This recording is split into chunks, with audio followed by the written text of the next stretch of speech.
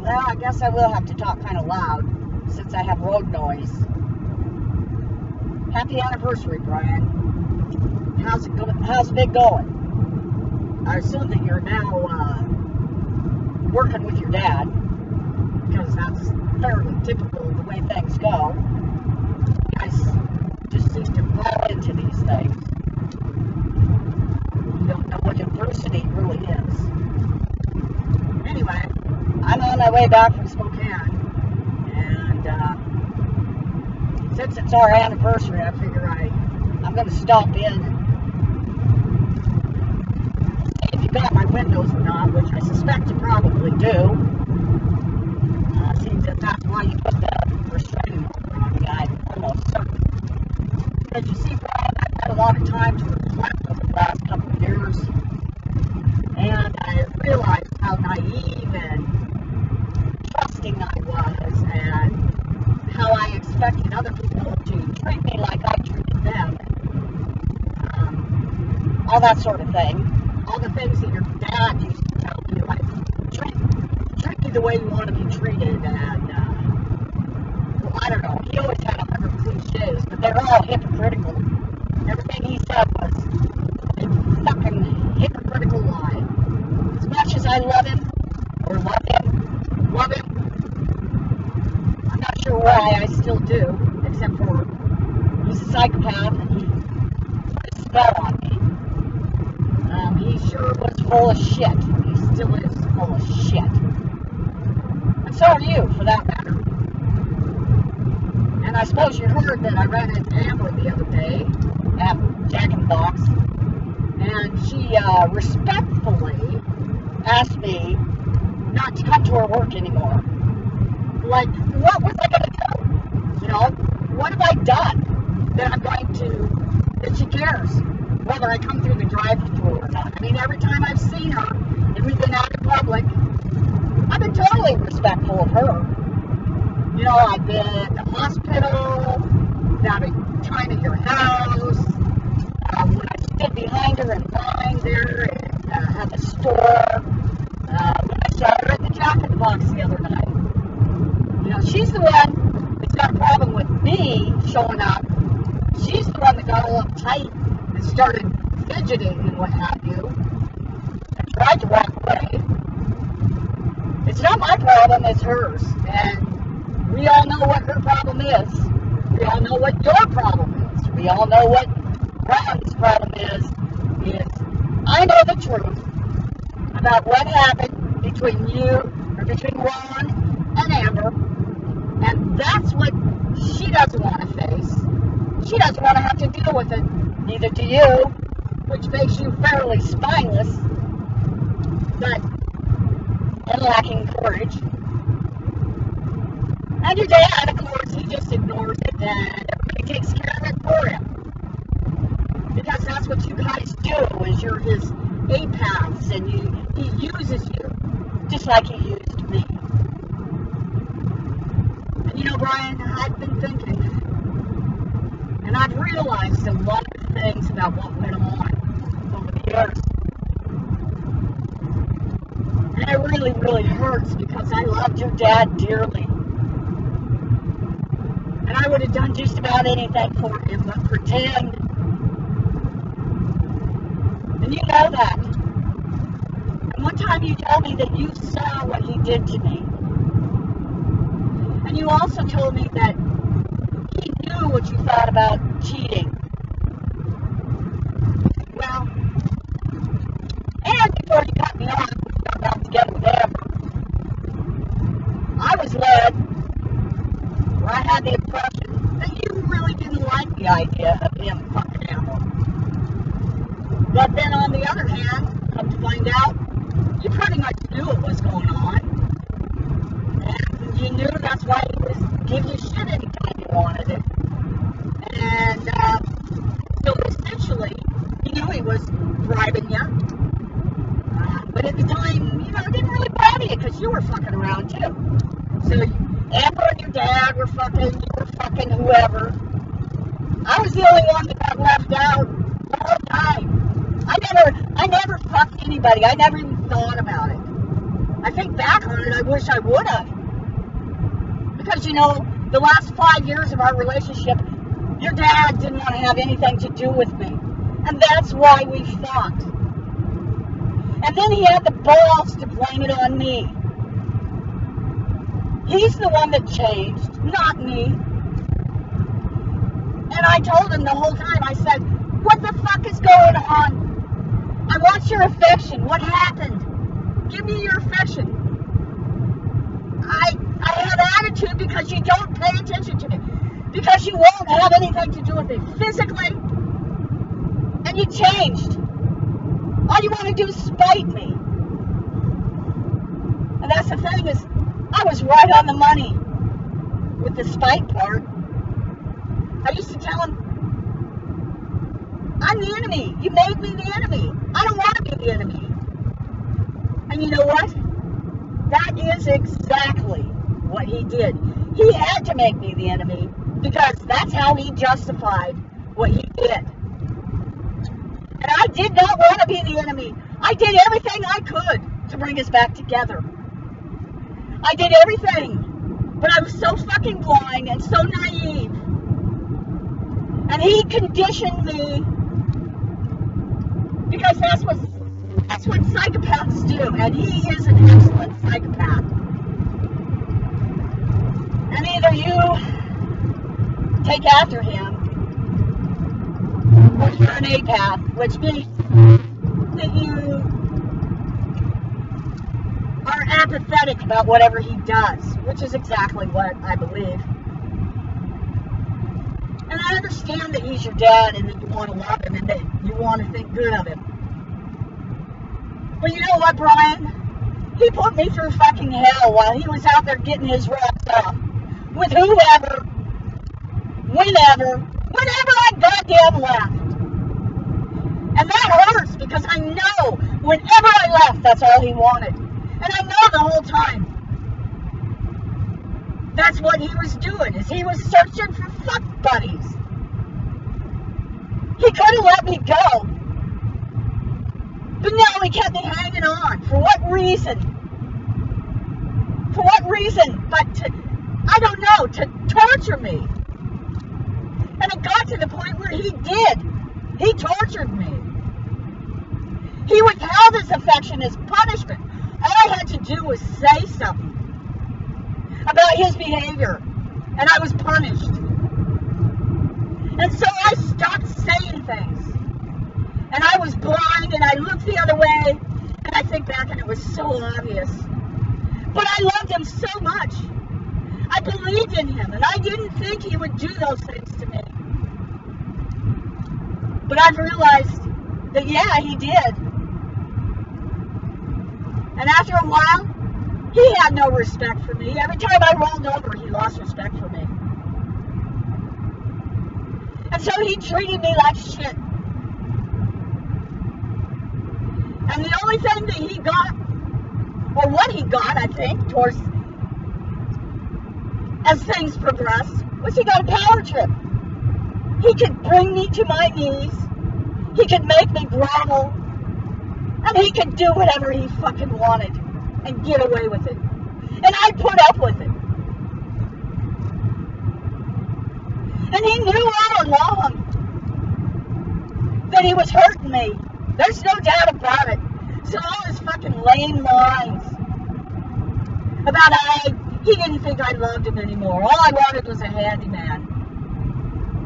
He didn't think it would do any harm.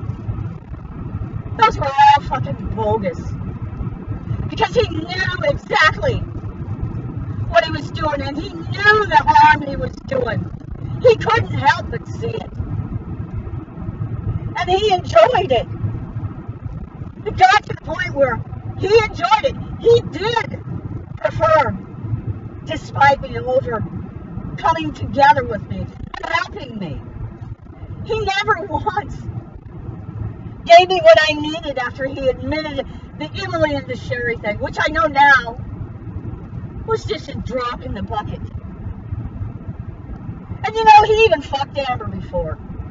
I'm positive of it. I'm absolutely positive of it.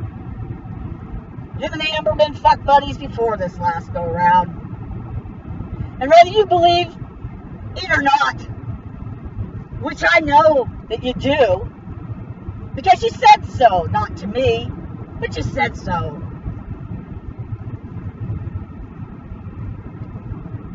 You can pretend like you accept that I was just flirting.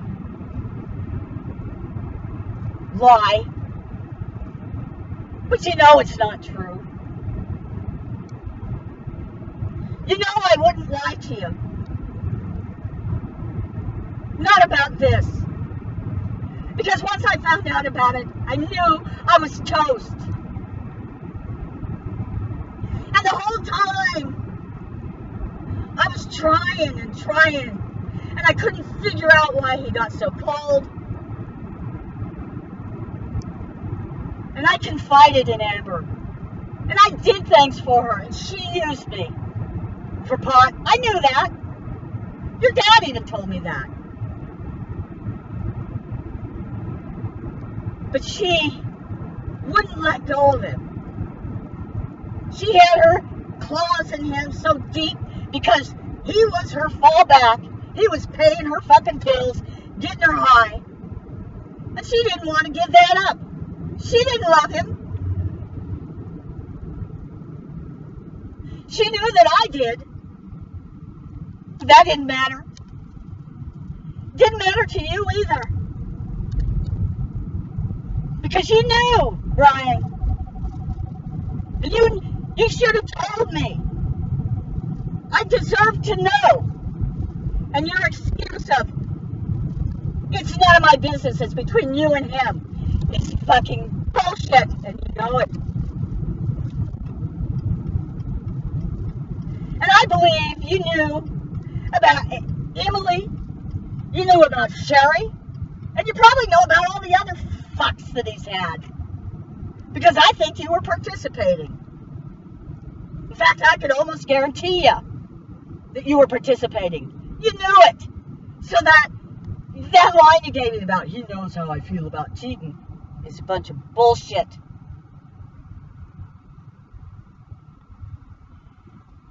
And I deserve better. Because I didn't do anything to him. And I didn't do anything to you. And I didn't do anything to Amber. But help you all. And love your dad.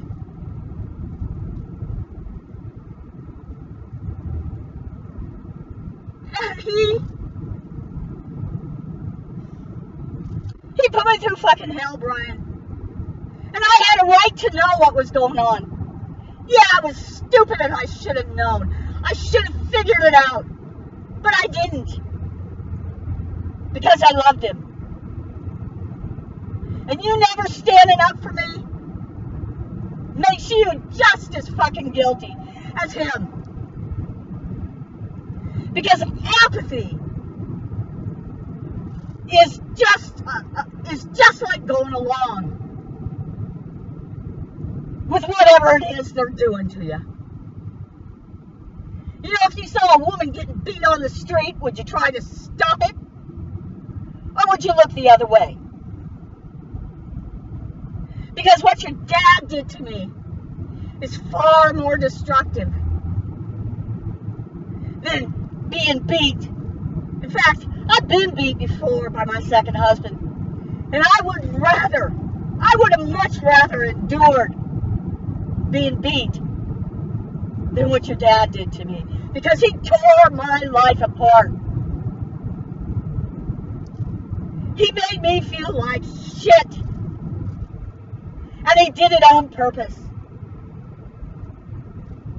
And then he abandoned me. And while he was fucking putting the screws to me, because I've done a lot of research and a lot of reading about this, I didn't know what was going on when it was going on, but I know now. It's a psychopathic relationship. They have a pattern. And he fit it to a T. And one of the things that they do is called crazy making. And that's what he did to me. And it was because of the crazy making that I lost my job. And ultimately that I lost my house. I lost my job. The best thing I ever had that defined me. And I made up every excuse in the book as to why that was happening. Because I didn't understand that it was him making me crazy.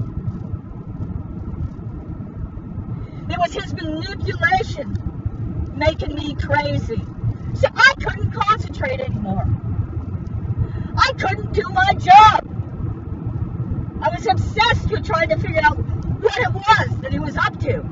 And of course, the closer I got, the meaner he got. He could have laid off. He could have backed off. He could have stopped at any point.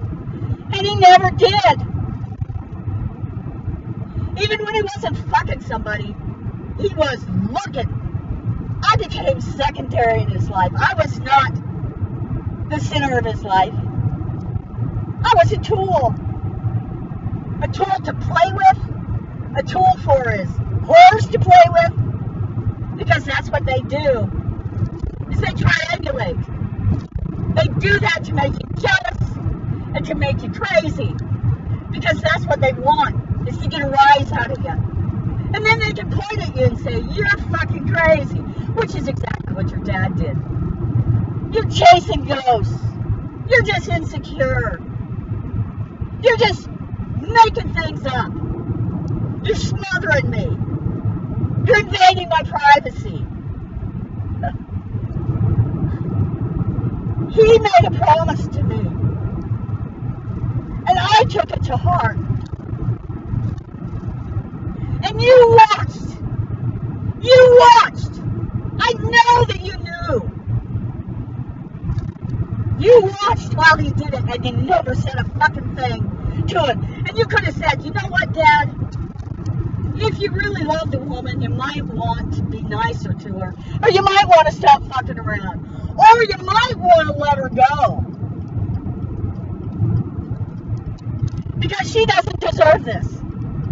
And then you could have gone on. But I doubt you even said that. Either because you were fucking around too, so it makes it kind of hard for you to say, Dad, you know, you shouldn't be fucking around. Or you just didn't want to stir the pot because he's your dad and because you know he wouldn't respond to it anyway. Well, you know what? You should have told me. Somebody should have told me. There was bunches of you who knew it. I was the only one who did it. I made a fool out of myself over and over and over again. I humiliated myself over and over and over again. Because I thought we had a chance. I didn't realize that I was toast, that he didn't want me. I used to tell him, I don't want to be your roommate. I don't want to be your housekeeper. I want to be your friend and your lover.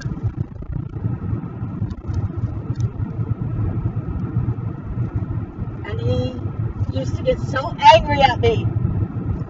He'd say I was browbeaten. But you know what? My intuition told me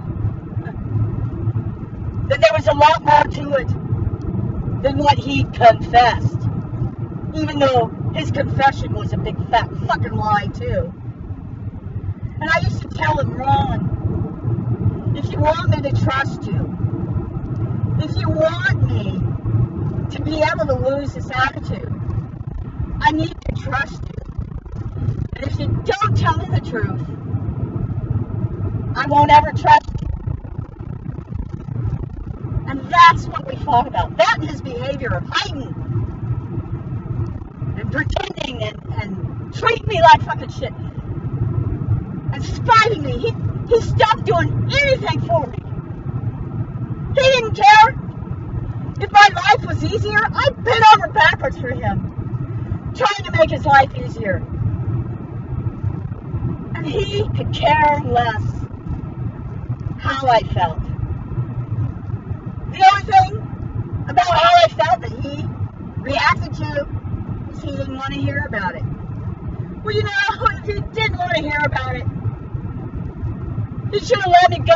He had no right to put me through what he put me through.